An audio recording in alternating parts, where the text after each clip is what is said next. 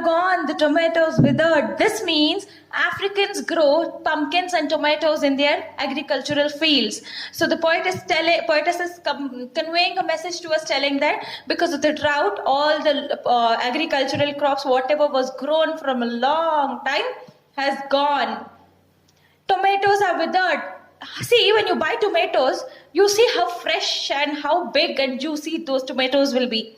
But when you keep the tomatoes in the sun, in a hot sunny day for almost 2-3 days, how do you think the tomato must be? Don't tell it's rotten. First, the tomato peel starts shrinking because the sun absorbs the water, right? Tomatoes are juicy, the juice also gets evaporated. So here the tomato also shrinks. The poetess is telling us that whatever they had grown in their fields are gone completely. Yet the woman carries water on her head. So the poetess is telling that she is not bothered about what is grown and all. All what is concerned to her is her son, her child now. The cattle kraals are empty. Kraals means, see, when you go to a village side, you see that every family in the village has a shed to keep their cattle, right? So that their cattle will rest in their sheds at night. So kraals are sheds of cattle. The goats gone. Sheds of all cattle are empty now. All the goats have also become thin because of no food. Where can they go and graze now? When the lands are dried up, can you find grass everywhere? No. That's the reason even goats have become thin. No milk now for children, but she's carrying water on her head. See, when the cows are not healthy, they cannot give milk to us also. So here the poetess is telling us that though there is no milk for the children to drink, this woman wants water.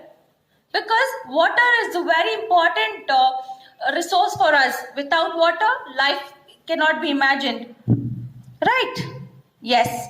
The engineers have reversed the river. What do you understand by engineers have reversed the river? This means, see, when there are large water bodies, they build dams. As we enjoy nowadays, we consider it to be such a luxury that going to dams and reservoirs has become a trend for us. But village side people consider it to be a normal part of water body.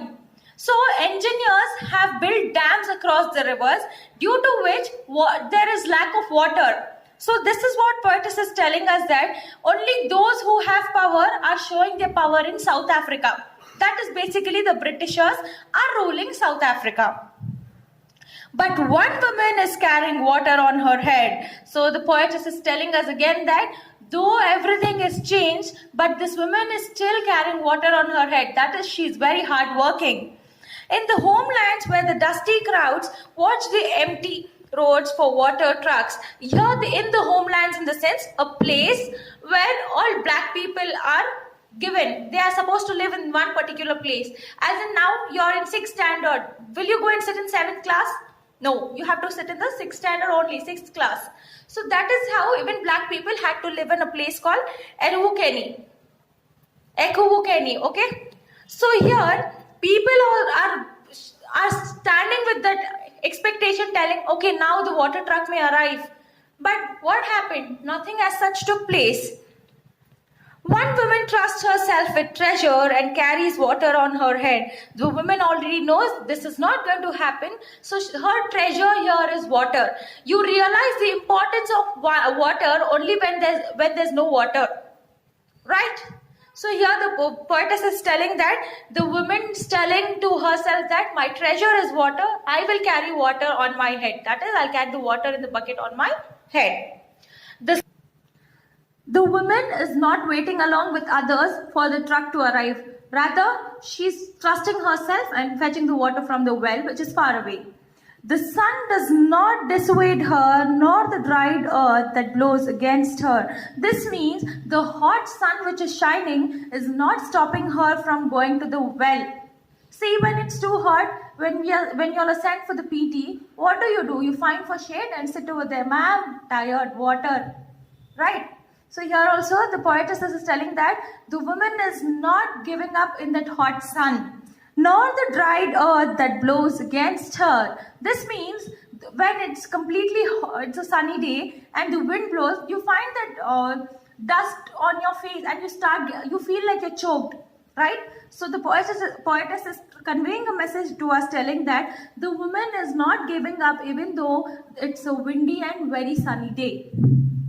As she carries water on her head, in a huge and dirty pail with an idle handle resting on a narrow can, this woman is carrying water on her head. So, your pail is the bucket which has handle. So, why do you think the poetess is telling that with an idle handle?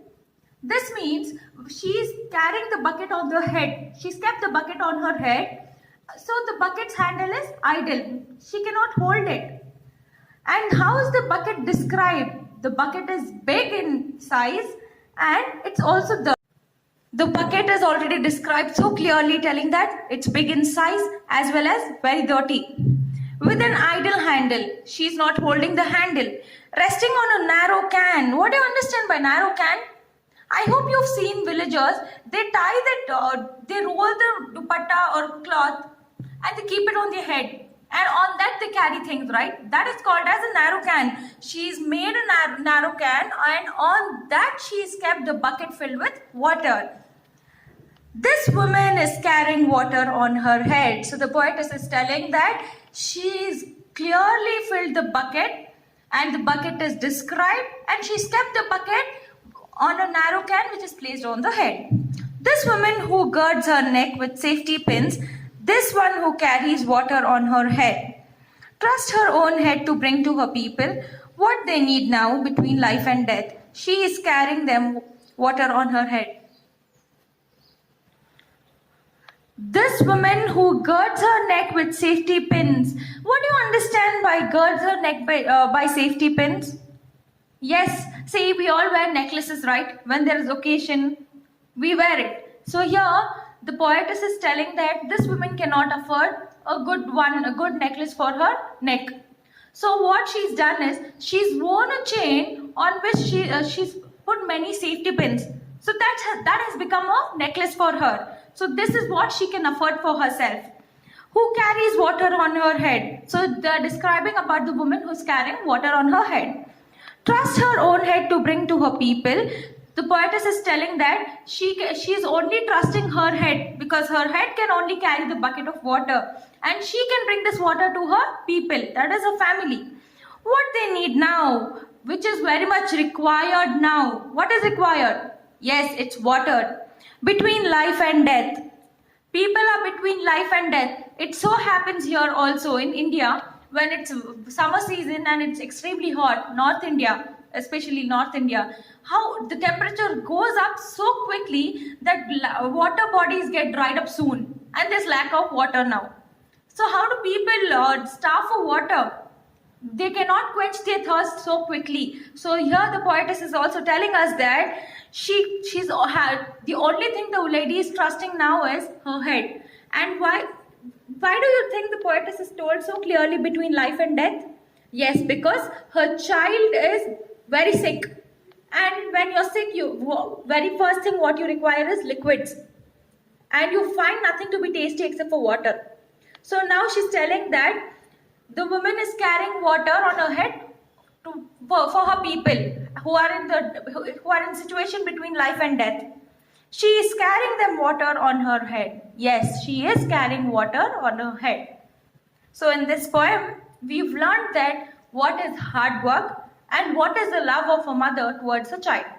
I hope you've understood this. Thank you.